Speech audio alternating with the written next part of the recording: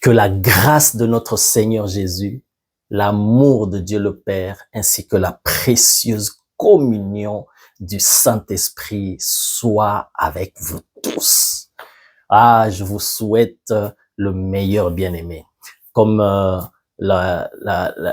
l'apôtre Jean avait souhaité à Gaius dans 3 Jean, ce merveilleux passage que nous connaissons, il dit, je souhaite que tu prospères à tous égards, c'est-à-dire dans tous les domaines de ta vie, comme prospère l'état de ton âme. Et je souhaite que tu sois en bonne santé. Toi qui es en train de me suivre maintenant même, alors que ces paroles inspirées sortent de ma bouche, si tu n'étais pas en bonne santé, je déclare que la guérison vienne sur toi au nom puissant de Jésus. Quelle que soit la maladie, si tu crois en cette parole qui est la parole de Dieu, qui est toujours d'actualité, qui ne passera jamais, alors reçois cette guérison maintenant même au nom de Jésus et que ta santé soit rétablie. Ah, parce que c'est la volonté de Dieu que tu sois en bonne santé. Et je déclare sur toi également la prospérité à tous égards. La prospérité dans ton âme, dans ton être intérieur, la prospérité matérielle, financière, la prospérité dans tous les domaines de ta vie. C'est ce que je souhaite pour toi et je déclare pour toi et je réclame pour toi et j'attire pour toi et je proclame pour toi et je décrète pour toi et je déclare pour toi que cela soit ainsi au nom puissant de Jésus-Christ de Nazareth. C'est par ces paroles de bénédiction que nous commençons ce temps de partage de la parole de Dieu, que maintenant nous sommes habitués à ce temps merveilleux. Vraiment, c'est ce temps enrichissant et bénissant où nous recevons de Dieu, où nous mangeons à la table du Seigneur. Ah, c'est toujours un plaisir, c'est toujours un bonheur. Soyez richement bénis de partout où vous nous suivez, de partout dans le monde. Et nous recevons des retours de votre part, comment vous êtes bénis, comment vous êtes édifiés. Alors partagez cela autour de vous. Ne gardez pas ça pour vous-même et partagez autour de vous afin que plusieurs soient bénis, afin que la bonne nouvelle de Jésus soit entendue par tous. Bien-aimés, nous vivons des temps difficiles, très difficiles, et les jours sont mauvais. Nous avons besoin de Dieu. Nous avons besoin de sa parole. Nous avons besoin de s'accrocher à ce qui est éternel, pas à ce qui est passager. Ah oui, bien-aimés, nous avons besoin de nous accrocher à ce qui est éternel. Or, ce qui est éternel, c'est la parole de Dieu. Les cieux que nous voyons, immenses, vastes, nous pensons que c'est infini, ça va passer. La terre que nous voyons immense avec tous ces continents, ces océans, ces mers, nous pensons que c'est vaste, mais ça va passer, ça va être roulé comme une nappe et jeté, bien-aimé. Mais alors que les cieux et la terre passeront, mais la parole de Dieu ne passera pas. Alors, mieux vaut s'accrocher à ce qui est éternel, pas à ce qui est passager. Alors, aimons la parole de Dieu. Qu'est-ce que Dieu veut nous donner aujourd'hui comme parole? Bien-aimé, aujourd'hui, je suis dans une grande joie parce que je me présente à toi, non pas aujourd'hui comme un enseignant, mais comme un messager. Ah, parce qu'il y a la différence avec tout ça. Nous aurons le temps de partager une différence entre une exhortation, un enseignement, une étude biblique, une prédication, un message. Il y a une différence avec tout ça. Mais aujourd'hui, je viens avec un message pour toi. Une parole que le Seigneur a déposée dans mon esprit et qui va sortir de ma bouche pour toi. Et reçois cela comme la parole venant de Dieu. Je ne suis qu'un facteur qui vient te déposer le message, la lettre venant de l'Éternel. Alors, qu'est-ce que le Seigneur veut nous dire? Bien-aimé, ce qui est spirituel est différent de ce qui est physique. Bien que physiquement, je suis là comme un intermédiaire, comme ce facteur, comme je viens de dire, qui vient te donner un message. Bien-aimé, ce message qui passe par moi, qui vient vers toi, ce message est en même temps destiné à moi-même. Ça, c'est dans le spirituel, bien-aimé. Alors que moi-même, le Seigneur utilise ma bouche pour transmettre un message, moi-même aussi, je suis bénéficiaire de ce message. Donc, le Seigneur me parle à moi-même, il te parle aussi à toi qui es en train d'écouter. Oh, béni soit le Seigneur. Alors, qu'est-ce que le Seigneur veut nous dire aujourd'hui? Prenons nos Bibles dans le livre de Galates, l'épître de Paul aux Galates, le chapitre 5, et nous allons lire un seul verset. Galates, prends ta Bible, lis ensemble avec moi ce que Dieu veut nous dire aujourd'hui. Voici ce que le Seigneur nous déclare. Galates chapitre 5, verset 1. C'est pour la liberté que Christ nous a affranchis. Waouh! Point. Ça continue, mais je répète parce que c'est tellement profond, tellement puissant, tellement lourd, ces paroles. C'est pour la liberté. L'apôtre Paul, ici poussé par l'Esprit de Dieu, nous informe que nous devons avoir cette information qui doit être ancrée en nous. Alors que je relis encore ces paroles, bien-aimés, lis cela même à haute voix. Pendant que je suis en train de lire, tu entends, lis ça à haute voix. Aie l'habitude, quand tu lis la parole de Dieu, de la lire à haute voix. C'est très important parce que quand tu lis à haute voix, tes propres oreilles sont en train d'entendre les paroles de vie et ça entre dans tes cellules, dans tes organes. Bien aimé, il y a un mystère lorsque nous sommes en contact, je l'ai déjà dit dans une des vidéos, lorsque nous entrons en contact avec la parole de Dieu qui est esprit. C'est esprit et les réalités qui se passent autour, c'est spirituel. Bien que nos yeux physiques n'arrivent pas à voir, notre conscience, notre intelligence limitée ne peut pas percevoir. Mais dès l'instant que nous entrons en contact avec la parole de Dieu bien-aimé, il y a des choses qui se passent tout autour de nous dans le spirituel. Alors lis cela. C'est pour la liberté que Christ nous a affranchis. J'aimerais même que nous puissions changer cela. Voici comment nous allons lire et comment tu vas lire. C'est pour la liberté que Christ m'a affranchi. Ah oui. Si Christ m'a affranchi, c'est pour la liberté. Ce n'est pas pour être esclave, ce n'est pas pour être limité, ce n'est pas pour être encore dans la servitude, ce n'est pas pour être encore dans les malédictions, ce n'est pas pour être encore dans ce qui est des œuvres des ténèbres. Non, si Christ a payé le prix, si Christ a accepté d'aller à la croix, s'il m'a affranchi, c'est pour ma liberté. C'est pour que j'expérimente et que je jouisse de la liberté. My God. Ah, c'est puissant. C'est pour la liberté que Christ nous a affranchis. Point. Voici la deuxième partie.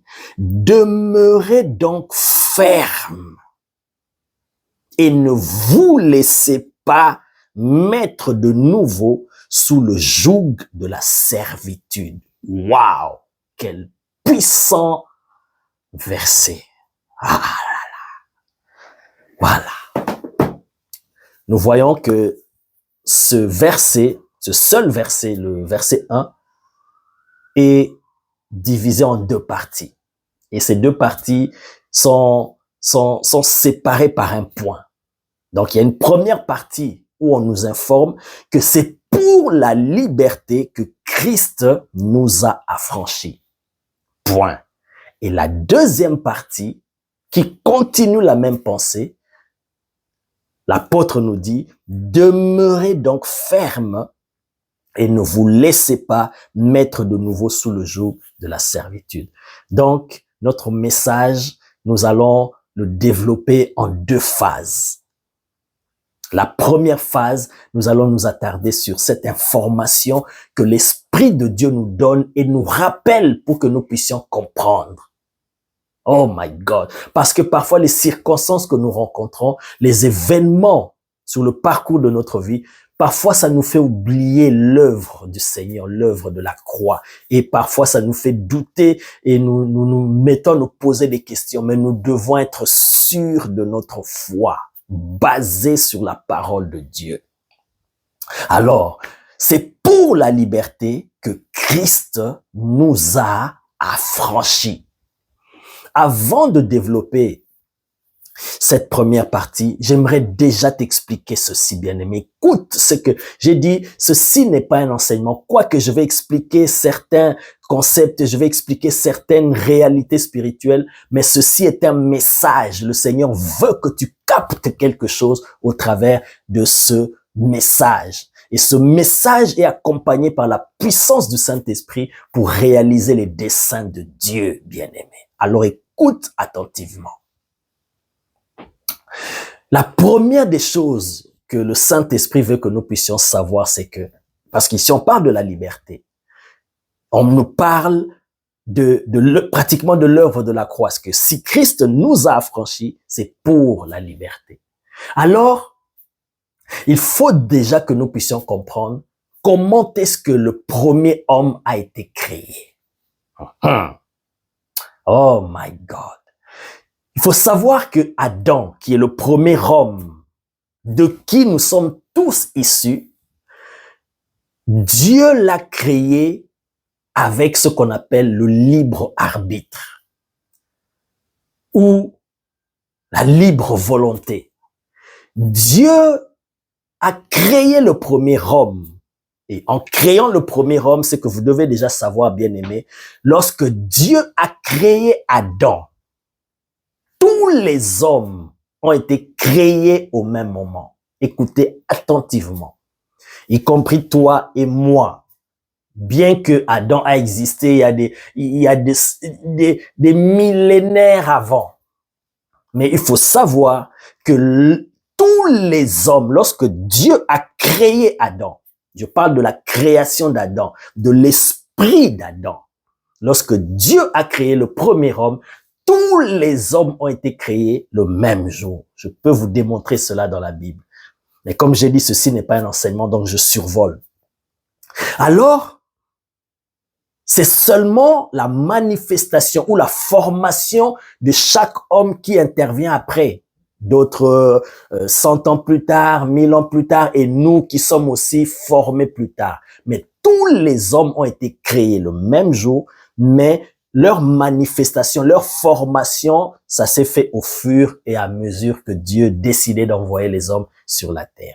Donc, tu dois comprendre que ce qui s'est passé dans Adam, le premier homme, parce que nous avons été créés tous le même jour et nous avons été créés en Adam, nous étions en Adam, tout ce qui s'est passé dans la vie d'Adam nous concerne tous. Voilà pourquoi lorsque lui, le premier homme, a péché, nous tous, nous avons été nous avons hérité de ce péché-là parce que nous étions en Adam, nous sommes issus de ce premier homme, Adam. Ok. Et donc, lorsque Dieu a créé ce premier homme, il lui a doté du libre arbitre, de la liberté de choisir et de prendre des décisions. C'était intentionnel parce que Dieu ne voulait pas créer des robots. Dieu ne voulait pas créer des marionnettes qu'il pouvait manipuler à sa guise, à sa volonté, selon son bon plaisir. Non, Dieu ne voulait pas des robots. Il voulait avoir des êtres en face de lui avec qui entrer en communion. Voilà. Et il ne voulait pas des robots qui allaient obéir à Dieu juste parce qu'ils sont programmés comme ça. Non, Dieu voulait des êtres libres qui allaient volontairement, librement aimer le Seigneur et se soumettre à sa volonté et entrer en contact, en communion avec lui. Ah, parce que lui, il est libre, il a créé aussi des êtres qui étaient libres pour entrer en communion avec lui. Voilà pourquoi nous avons été créés à son image. Donc, il est très important de comprendre cette base que je vais poser dès maintenant. Donc, l'homme a été créé libre par Dieu et c'était intentionnel, ce n'était pas accidentel. Dieu l'a voulu ainsi. C'était la volonté de Dieu que l'homme soit libre, pas comme un robot, j'insiste, pas comme une marionnette qu'on pouvait manipuler malgré lui. C'est très important à le savoir.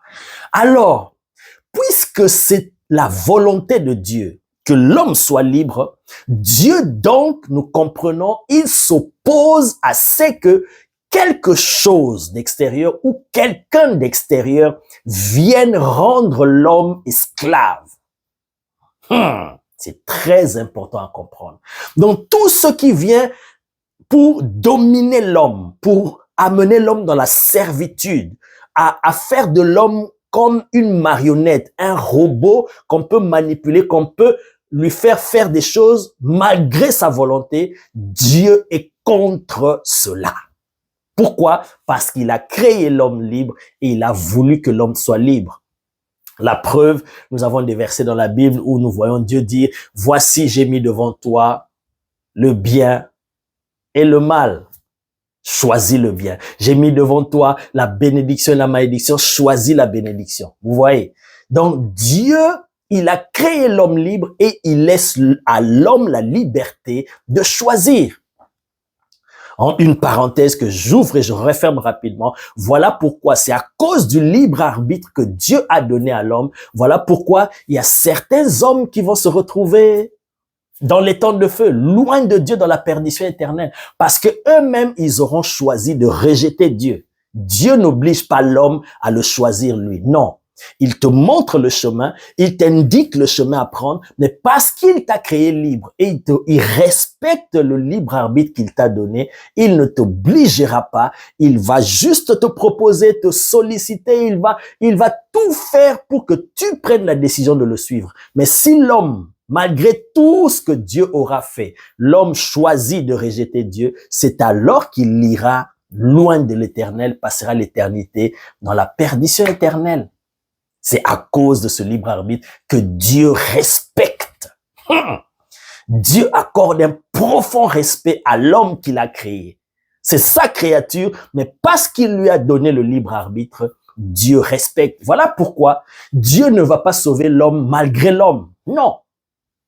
Si tel était le cas, Dieu allait claquer d'un clin d'œil, il sauve toute l'humanité parce que c'est sa volonté que tous les hommes soient sauvés. Mais pourquoi certains ne seront pas sauvés? C'est à cause de ce principe du libre arbitre. Maintenant, quelqu'un va me demander, mais pasteur Pépé, alors, pourquoi Dieu a créé l'homme avec ce libre arbitre? Ah, ça c'est un enseignement, c'est une profondeur pour expliquer pourquoi Dieu a voulu les choses ainsi.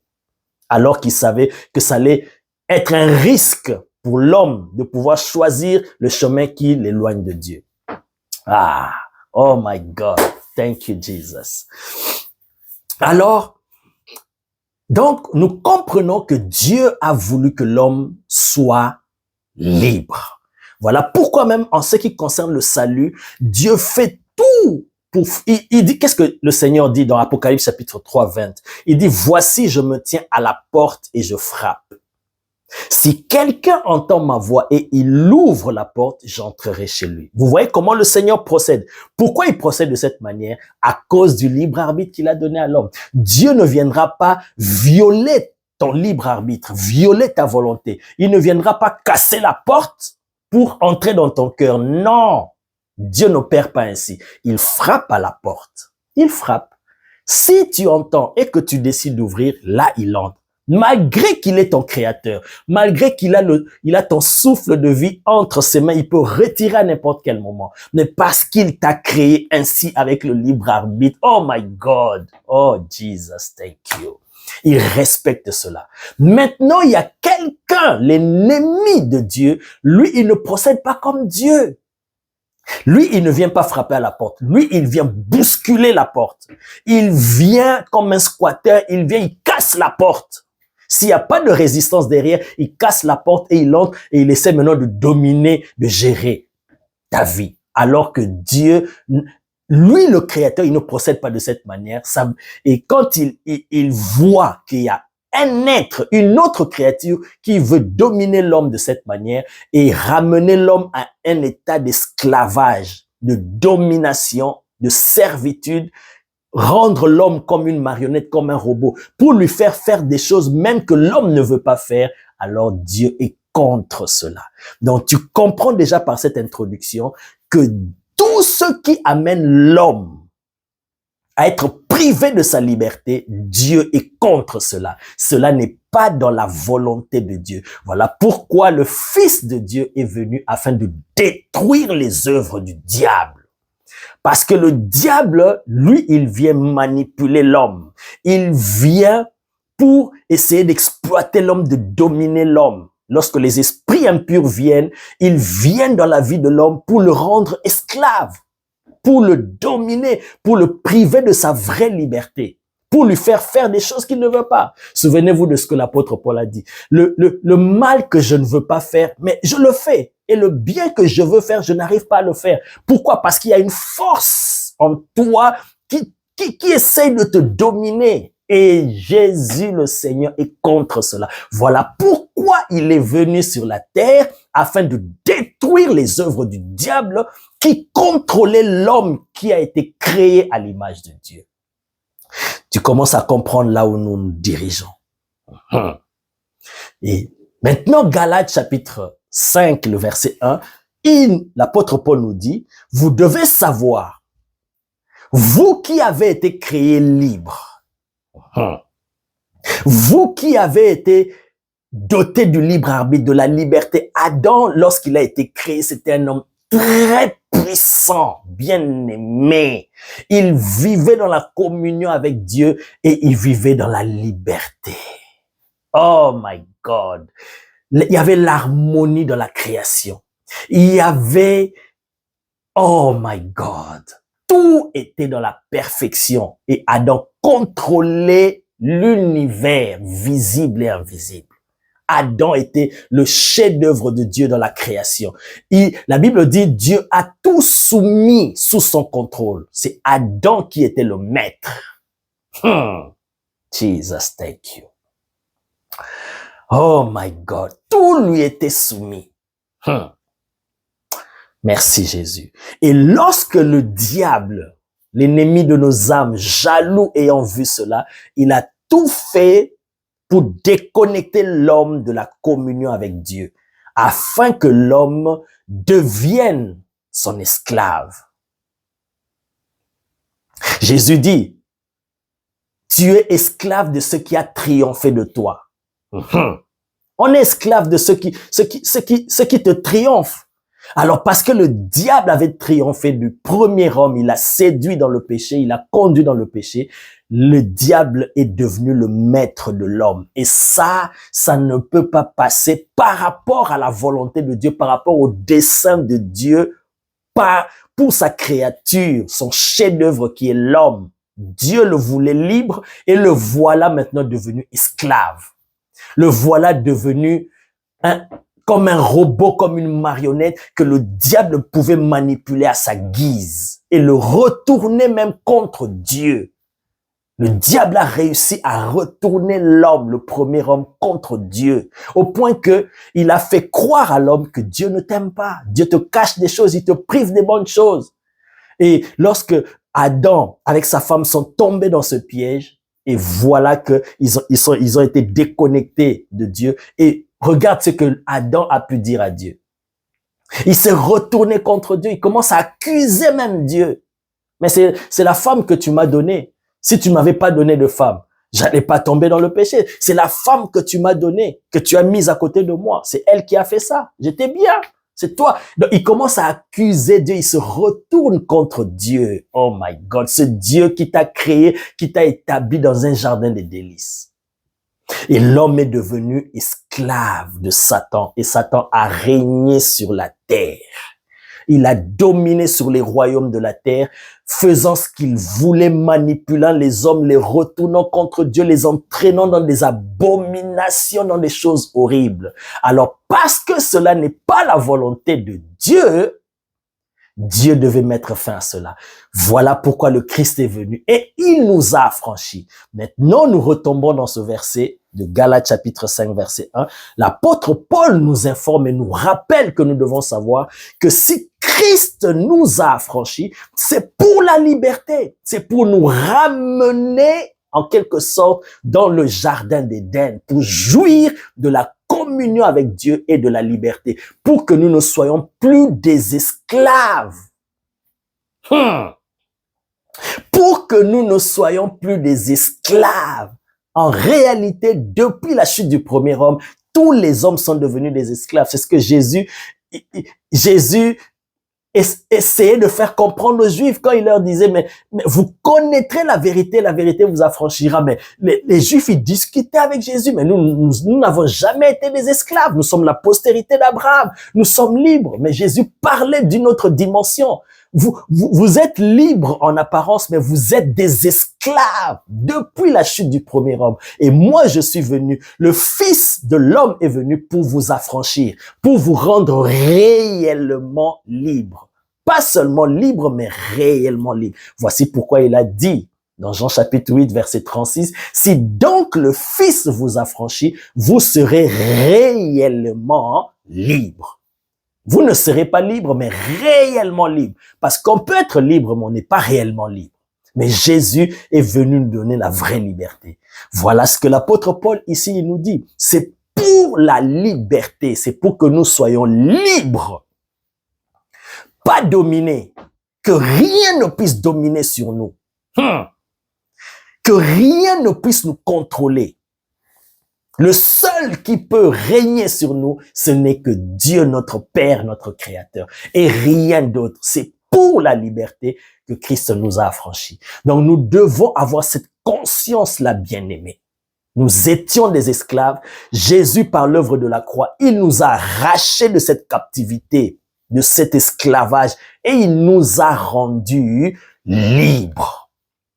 Alors parce que il nous a libéré, il nous a affranchis, ne permet à rien ni personne de te ramener dans l'esclavage. My God.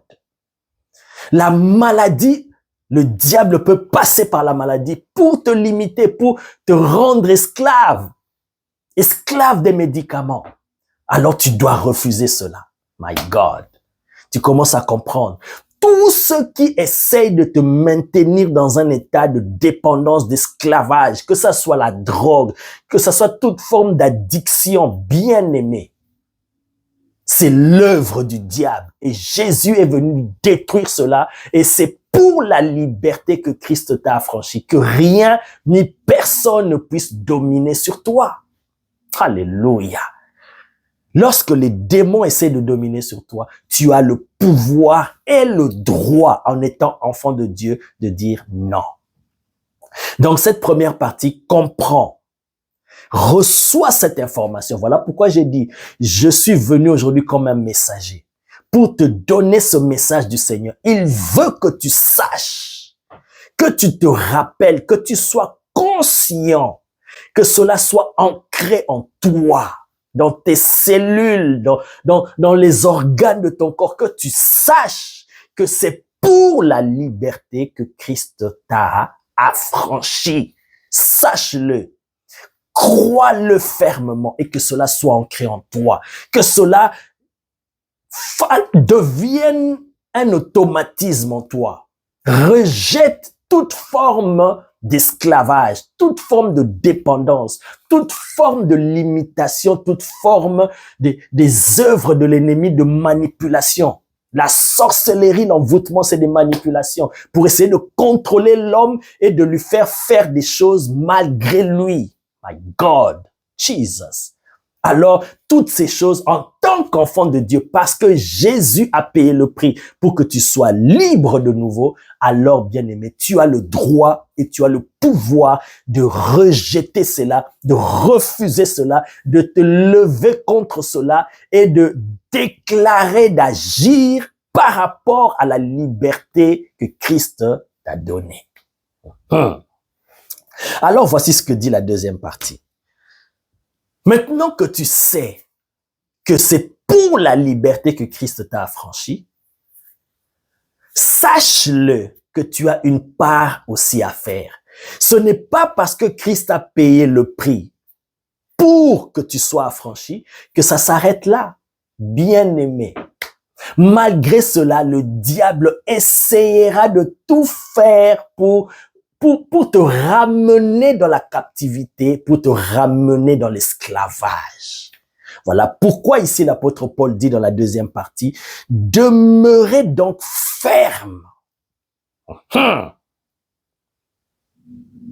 Ne lâchez pas, restez dans votre position là. C'est votre droit et vous avez le pouvoir de rester dans cette position, de demeurer ferme. Vous savez, bien aimé, lorsque Dieu parle à l'homme, lorsque Dieu envoie un message à l'homme, comme je vous ai dit, aujourd'hui c'est un message que je suis en train de libérer. Lorsque Dieu parle à l'homme, la parole que Dieu donne à l'homme contient le pouvoir de le rendre capable d'accomplir ce qu'il est en train de lui dire. J'explique. Oh, Jesus, thank you. Lorsque Caïn était en colère contre son frère Abel et il a commencé déjà à ruminer dans son cœur, dans ses pensées qu'il devait mettre fin à la vie d'Abel. Le Seigneur ayant vu cela est venu lui parler. C'est dans la Bible, nous n'avons pas le temps de le lire. Je crois Genèse chapitre 4, 3 ou 4. Le Seigneur lui dit, fais attention Caïn, le péché se couche à ta porte et il lance des traits vers toi. Comme une bête, attention. Mais toi, domine-le. Lisons cela. Lisons cela dans Genèse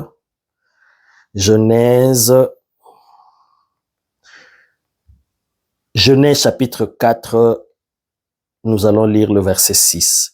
Et l'Éternel dit à Caïn, pourquoi es-tu irrité? Et pourquoi ton visage est-il abattu? Certainement, si tu agis bien, tu relèveras ton visage. Et si tu agis mal, le péché se couche à la porte et ses désirs se portent vers toi. Mais toi, domine sur lui. Cependant, Caïn adressa la parole à son frère Abel, mais comme ils étaient dans les champs, Caïn se jeta sur son frère Abel et le tua. Vous voyez? C'est ce que j'ai expliqué au début de mon message. Dieu ne pouvait pas venir pour directement, « Hey Caïn, tu tues pas ton frère !» Et il l'oblige. Non! Dieu, comme un gentleman, il vient, il te parle. Pourquoi? Parce qu'il t'a donné le libre arbitre. La capacité de faire le choix et de prendre des décisions. Mais il va te montrer le bon chemin et le bon choix à faire et la bonne décision à prendre. C'est ce qu'il a fait avec Caïn. C'est comme ça que Dieu procède avec tous les hommes bien-aimés. Ah, personne ne trouvera d'excuses devant le Seigneur. Personne, parce qu'il est juste. Si tu penses que Dieu n'a rien fait pour toi, bien-aimé, il te montrera le film. Ah, c'est là que tu te rendras compte. Donc, le Seigneur ici lui dit, fais attention, Caïn. Il y a le péché qui est à ta porte que tu ne vois pas. Et ça lance ses traits vers toi. Ça va te pousser à faire le mal, à commettre un meurtre. Mais toi, sache-le que tu peux faire le bien. Il y a le péché qui se dirige vers toi. Mais toi, domine sur lui. Bien-aimé. Lorsque Dieu parlait comme ça à Caïn, en même temps quand il lui dit domine sur lui, Dieu lui donne le pouvoir de dominer sur ce péché-là. Caïn pouvait dominer. Mais c'est comme il est libre, comme il avait le choix, il avait la liberté de choisir, lui, il a choisi de ne pas écouter Dieu, de rejeter la parole de Dieu et de choisir l'autre option de faire le mal et de tuer son frère. Vous voyez? Lorsque Dieu te parle, bien-aimé, il te donne la capacité. Il dit à Caïn, domine-le. Tu peux dominer sur ce péché, ne te laisse pas faire. Vous comprenez? Alors, comme ce message vient, bien-aimé, selon ce que nous lisons dans Galates ici, chapitre 5, le verset 1, qui nous dit, demeurez donc ferme. Demeurez donc ferme et ne vous laissez pas mettre de nouveau sous le joug de la servitude. En disant ces paroles, la parole de Dieu vient avec le pouvoir et la puissance pour te rendre capable de résister au diable avec une foi ferme. Seulement, crois en cela. Et tu vas agir avec cette puissance et ce pouvoir pour rejeter toute forme de captivité, de servitude, du diable, bien-aimé. C'est seulement si tu ne veux pas recevoir cette parole, là, les tentatives du diable vont s'imposer sur toi. Demeurez donc ferme. Ça veut dire ne lâchez pas. Restez dans votre position. Quelle que soit la pression de l'ennemi pour te ramener dans la servitude. Écoute ce qu'il dit ici. Demeurez donc ferme et ne vous laissez pas mettre de nouveau. C'est-à-dire, tu peux te laisser mettre encore sous la servitude. Si seulement tu ne veux pas recevoir ce que Dieu te donne au travers de sa parole. Sa parole contient ce pouvoir-là. Si tu reçois sa parole, tu acceptes cela, tu crois en cette parole qui vient, qui sort de ma bouche. J'ai dit, c'est un message. Si tu reçois ce message, bien-aimé, tu reçois en même temps le pouvoir et la puissance de te dégager de toute forme de servitude de l'ennemi, de toute forme d'esclavage de l'ennemi qui veut te contrôler. La peur, c'est une arme du diable qui peut vouloir te maintenir dans l'esclavage. La peur d'agir, tu as peur de faire quelque chose, tu as peur de tout. Ça peut te paralyser ta destinée, détruire ta destinée. Alors, cette peur que le diable lance pour te dominer, pour te maintenir dans l'esclavage, tu peux dominer sur ça aujourd'hui, là. La maladie que le diable essaye de mettre sur toi, bien-aimé, tu peux résister à cela avec une foi ferme. Pourquoi? Parce que la parole de Dieu vient avec ce pouvoir-là. Donc, c'est à toi, soit tu te laisses mettre sous la servitude, ou soit tu refuses de te mettre sous la servitude. Et cette capacité-là, ce pouvoir-là de refuser vient avec cette parole que tu es en train d'entendre. Oh my God. Et si tu restes ferme, bien-aimé, le diable fuira. La Bible dit, résistez au diable et il fuira loin de vous. Et même dans 1 Pierre chapitre 5 verset 9, on nous montre comment résister au diable. Résistez-lui avec une foi ferme. C'est ce que l'apôtre Paul dit ici. Demeurez donc ferme. Pourquoi? Parce que le diable viendra. Il ne s'arrête pas là parce que Christ a déjà fait l'œuvre, voilà, et il laisse faire. Non! S'il a tenté le Fils de Dieu, il viendra nous tenter aussi. Le diable vient nous tenter. Mais si tu te montres ferme parce que tu connais la parole de Dieu, tu connais tes droits, non! Je refuse la maladie. Cette maladie qui veut me rendre dépendant des médicaments à vie, je refuse cela. Parce que j'ai compris mes droits, j'ai compris que si Christ m'a affranchi, je crois en Jésus, aujourd'hui je suis né de nouveau, c'est pour la liberté. Je refuse d'être esclave des médicaments, je refuse d'être esclave de la maladie, je refuse d'être esclave de la pauvreté, d'être esclave des malédictions ancestrales, oh my God. Si tu connais tes droits, parce que le Seigneur aujourd'hui m'envoie pour te rappeler ceci. C'est pour la liberté que Christ t'a affranchi. Ce n'est pas pour que tu sois esclave. Ce n'est pas pour que tu dépendes de quelque chose ou de quelqu'un. Non, c'est pour que tu sois libre. Qu'il n'y a aucune chaîne, aucun lien, bien-aimé. Quelqu'un qui est libre, il est dégagé de toute forme de chaîne, de lien et de joug. Oh my God! Voilà pourquoi je déclare maintenant que toute chaîne qui te rend prisonnier, que cela soit brisé maintenant. La parole de Dieu est puissante. Dieu dit dans Jérémie, ma parole n'est-elle pas comme un marteau qui brise le roc?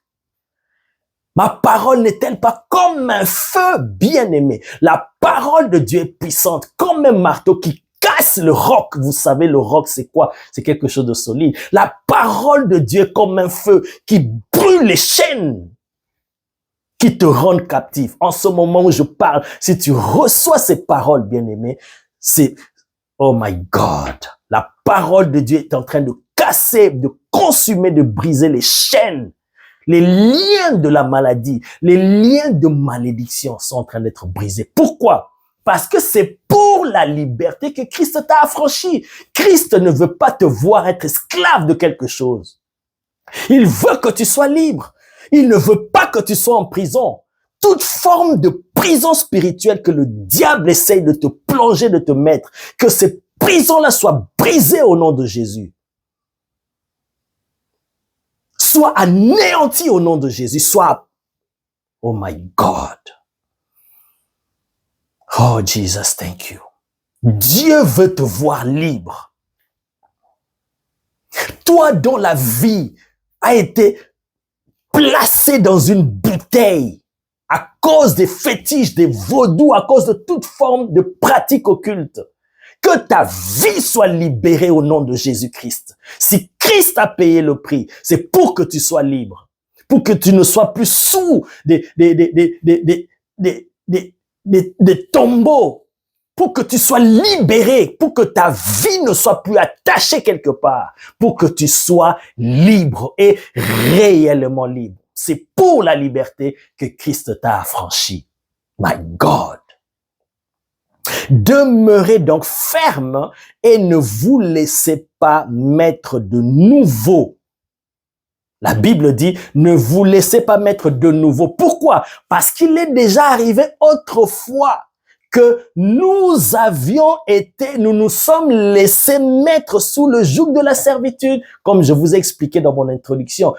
Lorsque Adam s'est laissé mettre sous la servitude, sous la domination du diable, puisque nous tous nous étions en Adam, nous tous nous avions été rendus esclaves et nous sommes nés esclaves. Voilà pourquoi, en grandissant, tu vas te rappeler que tu as fait des choses parfois horribles. Des choses parfois tu te disais, mais comment je peux me retrouver à faire ça? Non, c'est parce que nous étions esclaves. Nous étions devenus comme des robots, comme des marionnettes de l'ennemi. Mais Dieu ne nous avait pas créés ainsi. Au commencement, dans sa pensée, il n'en était pas ainsi. Voilà pourquoi Dieu ne pouvait pas laisser faire les choses. Christ est venu sur la terre pour détruire les œuvres du diable. Pour nous arracher d'entre les puissances des ténèbres, pour nous sauver des limites de l'esclavage, de la captivité. Christ, notre Rédempteur. Il a payé ce prix. Alors, nous, notre part à nous, Christ a fait sa part. Il a déjà fait sa part. Notre part à nous, c'est que nous soyons fermes. Résistez-lui avec une foi ferme. Je vais donner un exemple. Par exemple, tu as un problème de maladie. Tu vas vers un serviteur de Dieu, il prie pour toi, tu viens, je prie pour toi. Ou toi-même, tu pries par rapport à une situation qui te trouble, une maladie. Et tu déclares la parole de Dieu. Tu fais entendre, tu essaies de faire imposer tes droits en Christ parce que tu es né de nouveau, en conformité avec l'œuvre de la croix de Golgotha. Tu déclares cela, bien-aimé. Maintenant, ça ne s'arrête pas là. Si après cela, on a prié pour toi ou toi-même tu as prié, tu vois que, oh, je crois, tu as terminé de prier, on a prié pour toi, tu te dis, voilà, j'ai prié, j'ai la foi que tout va bien. Mais après cela, tu vois que les symptômes de la maladie commencent à s'aggraver. Tu vois que la situation s'empire. Comment tu réagis? C'est là maintenant que la Bible dit résister avec une foi ferme. Si ta foi est ferme, tu vas dire non. Moi, la Bible dit, par les meurtrissures de Jésus, nous étions déjà guéris. J'ai déjà été guéri. Je proclame la guérison malgré ce que je vois, malgré ce que j'entends, malgré que la situation s'empire. Je crois que Jésus-Christ m'a affranchi pour la liberté. Je ne suis pas esclave de la maladie. Je ne suis pas esclave du célibat. Je ne suis plus esclave de la malédiction. Je ne suis plus esclave de tous ces liens. Je refuse cela. Bien-aimé, tu proclames cela et tu agis avec une foi ferme. Bien-aimé, le diable fuira loin de toi. Le diable fuira loin de toi. Pourquoi? Parce que lui, il va tout faire. Il va essayer, il va tenter. On l'appelle le tentateur. Il tente. Il essaie de pousser la porte, comme j'avais dit. Il essaie de pousser la porte. Mais s'il y a une résistance derrière, la porte ne va pas tomber. Mais s'il n'y a pas de résistance, la porte va tomber sous sa pression et il va entrer, il va contrôler. Mais non, tu as reçu à partir de l'œuvre de la croix de Golgotha le pouvoir de dominer sur toutes les œuvres du diable. Jésus a dit, je vous ai donné le pouvoir de marcher sur les serpents et les scorpions et sur toute la puissance de l'ennemi. Bien-aimé, tu dois savoir, en tant qu'enfant de Dieu, tu as le pouvoir de marcher, pas sur une partie de la puissance de l'ennemi, mais sur toute la puissance de l'ennemi. C'est que le diable va faire, il va tester pour ça, pour voir si tu sais, tu connais tes droits. Mais si tu sais, et tu sais que tu as le pouvoir sur lui, bien aimé, tu as le pouvoir de marcher sur toute sa puissance et tu te montres ferme dans ta foi, le diable va te lâcher, il va fuir. Tu ne seras plus esclave. C'est à toi, c'est ta responsabilité, c'est ma responsabilité de refuser de se mettre de nouveau sous le joug de la servitude. Si tu comprends ce message, bien-aimé, tu es affranchi pour toujours. Plus rien ni personne ne pourra te dominer. Même la peur ne pourra plus te dominer. Oui, tu seras réellement libre. Et rien ni personne ne pourra tenir devant toi. Pourquoi? Parce que tu auras compris tes droits. Voici le message que le Seigneur voulait que je te donne. C'est pour la liberté. Comprends-le, crois en cela et que cela soit ancré en toi, gravé en toi. Sache-le, marche avec cette mentalité, cet état d'esprit. C'est pour la liberté que Christ m'a affranchi. C'est pour la liberté dans tous les domaines de ma vie. Je ne peux pas être esclave. Je refuse toute forme d'esclavage. Et quand tu le sais, tu te montres ferme parce que Dieu t'a déjà donné le pouvoir de dominer sur toutes les œuvres du diable. Si le diable essaie de dominer sur nous, bien aimé, c'est par notre ignorance. Ce n'est pas par rapport à l'œuvre de la croix, non. Voilà pourquoi Dieu dit, mon peuple est détruit parce qu'il lui manque la connaissance. Pas parce que les démons sont forts, pas parce que le diable est super puissant, non. C'est parce qu'il lui manque la connaissance. Et ce que le diable fait, c'est ça. Il joue sur notre ignorance. Mais voilà pourquoi le Seigneur a envoyé encore ce message pour que tu comprennes l'œuvre de la croix de Golgotha de Jésus. Il a payé ce prix fort pour que tu sois libre. Parce qu'il t'a créé libre. Il t'a pas créé comme un robot. S'il le voulait ainsi, dès le début, dès la création, il allait créer l'homme comme un robot, comme une marionnette. Mais si Dieu a créé l'homme libre, alors que rien d'autre, surtout pas une créature, puisse mettre l'homme, le chef-d'œuvre, le bijou de la création de Dieu, ramener l'homme à l'état d'esclave, de robot. Dieu ne peut pas accepter cela. Voilà, Jésus est venu pour nous ramener dans cette liberté. C'est pour la liberté que Christ nous a affranchis. Alors, c'est notre part à nous de montrer au diable que nous ne sommes pas ignorants, que nous connaissons nos droits, nous savons que Dieu nous a créés libres, pas robots. Je ne peux pas accepter la manipulation des sorciers. Ah, bien aimé, quand tu comprends cela, la sorcellerie, l'envoûtement ne peut plus dominer sur toi. Parce que l'envoûtement, la sorcellerie, tout ça, c'est des manipulations. On veut manipuler ta volonté, manipuler tes pensées pour te pousser à faire des erreurs. Tu n'es plus libre. Tu es conduit et manipulé par des sorciers. Ils te poussent à poser des actes mauvais pour t'attirer des malédictions, pour t'entraîner loin de Dieu. Mais si tu comprends que c'est pour la liberté que Christ t'a affranchi, même le pouvoir de l'envoûtement et de la domination va tomber. Va tomber. Et tu pourras résister avec une foi ferme. Parce que quand Dieu te parle, il te donne le pouvoir de dominer sur toute chose. Alors, bien-aimé, tu marcheras désormais la tête haute. Oui. Tu marcheras désormais la tête haute. C'est toi qui auras le contrôle. Le diable ne pourra plus te contrôler. Mais c'est toi qui vas le mettre sous tes pieds parce que tu auras la domination de Christ en toi. Merci Jésus. Que ce message amène quelqu'un à la révolution totale, à la révolte totale par rapport aux œuvres de l'ennemi. Et que ce message qui est accompagné de la puissance de ton esprit puisse relever ceux qui sont tombés, puisse ramener ton peuple dans la vraie liberté, dans le nom puissant de Jésus, afin que rien ni personne ne puisse encore dominer sur eux. Dans le nom de Jésus, j'ai ainsi prié.